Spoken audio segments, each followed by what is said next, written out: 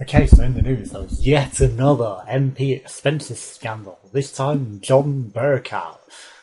Or Burko, they pronounce it Burko, but it's spelled out Burkow. Anyway, he was spending over £100, £120, £200 a time on taxis that would take about 10 minutes to walk.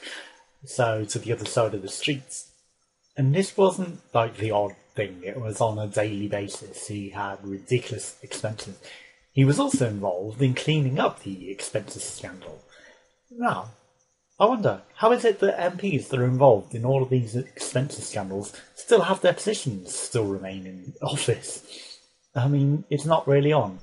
Not only should they either be fired, but in a time of austerity, where they're cutting benefits and all of this, they should actually get rid of these MPs and either send them to jail, make them repay the expenses. But no, they're MPs. They get £74,000 a year now, plus expenses, plus house, plus anything else. So really, they're paying like £200,000 in expenses to some of them, these that are ripping them off, on top of buying a house as well, because they get houses bought for them off taxpayers' money. And it's not really on that they get away with all of this. So they get brought up in the media from Freedom of Information Act, and it's like, yeah, oh, curse the Freedom of Information Act for giving away all of this secrets. And it's like, no, you shouldn't be claiming these ridiculous expenses. I mean, even a taxi, they said, would cost £10. So what's so special about his £120, £250 taxi that takes him down the road? Did he have hookers giving him a blowjob in the back or something? I don't know. Was he snorting cocaine? Were the seats lined with diamonds? I don't know. Something ridiculous going on. But that wasn't for paying for extra security. No, they said that on the news. It was just for the cost of the taxi. But what sort of taxi firm? Was it his mate's taxi that he was giving off and money down the back of the sofa? I don't know. There's something really dodgy about that particular expense. I mean, even then, private jets and all these other expenses that they could be cutting back on, they could be going on much cheaper things. And if they need the security, they could have the security. They could have the security staff with them looking after them. They could take cars that are cheaper than these stupid things. For the cost of running those taxis, he could have bought a cheap vehicle and hired a driver and security and still had taxpayers' money left over. So no, I don't see the benefits of hiring this particular taxi. Was it a Rolls Royce? Do you really need a Rolls Royce Phantom driving around the country for £120 to drive down the road, 10-minute walk? I don't think so. Do you? And then you cut off benefits and all that? I think that's kind of really, really scummy that you could get away with that. And then you still want a pay increase? Oh yeah, really? Yeah, no. And then they're like, oh, this ombudsman body gave us this go-ahead. Yeah, it's not like they were on the payroll or anything, because in a time of austerity, it should be in line with the country. If the country isn't getting pay rises, then why should the MPs get pay rises?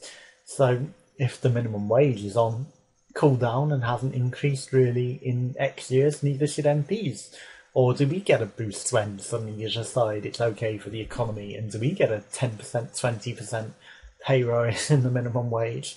Do you suddenly start paying benefits where they're due rather than withholding them for 9 months where they're due and then finding no good reason or excuse and then just saying, oh, but we did pay it effectively on this date? Yeah, far too late when the person's already had their home repossessed.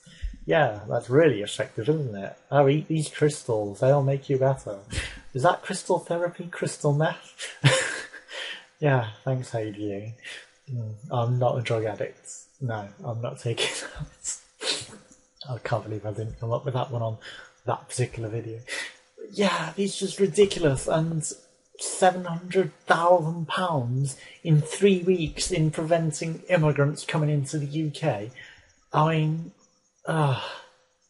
maybe at that cost, you should just let them in. I mean, if it's going to be that expensive for 3 weeks,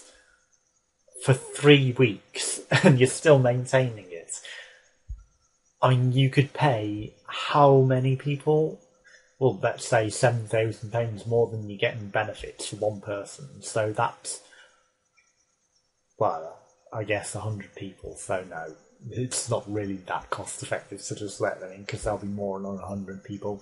But I'm sure they wouldn't qualify for benefits anyway, with how ridiculously impossible you make it for anyone to qualify for benefits or housing these days, especially if they came from another country. Oh, where are your local connections? Oh, you've come from another country? Fine, have it. Yeah, no, that doesn't make sense when you say people who have local connections have lived in that town their entire life. No, you've got no local connections. Where are your local connections? Yeah, that isn't right, is it, Mr. Government Man? No.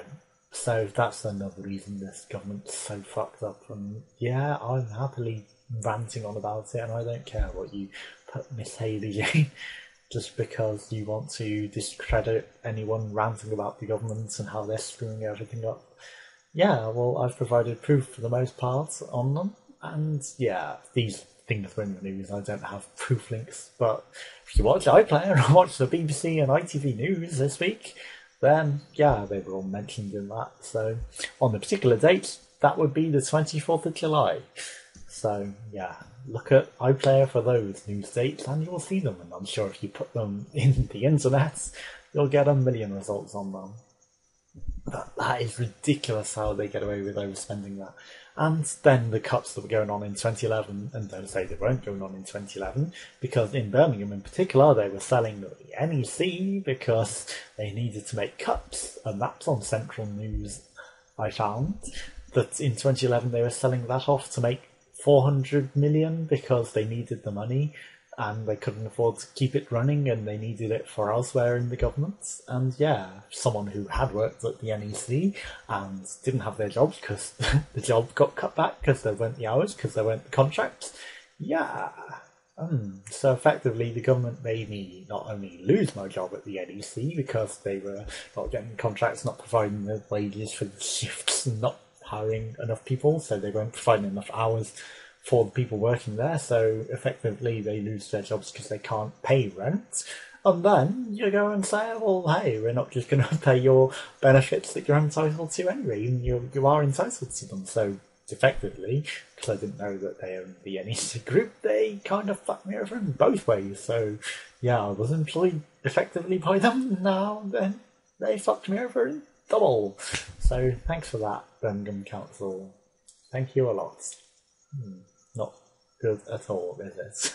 So yeah, blame them, and then blame the fact that there aren't the jobs going in Birmingham in the first place to pay for things, because I was applying for them, and I had to prove that every week for job seekers. So yeah, and the fact that you're paying me job seekers but not paying me the due housing benefits during the time period, that doesn't make sense. And the fact that you say you didn't even require any proofs to process it in the first place, and you should have been paying it, and then even then, when I did provide the proofs, that was 5 months you delayed from that. And no, that is not an acceptable amount of time, is it? You should have paid it immediately from that date, and then I'd have still had my home, but no.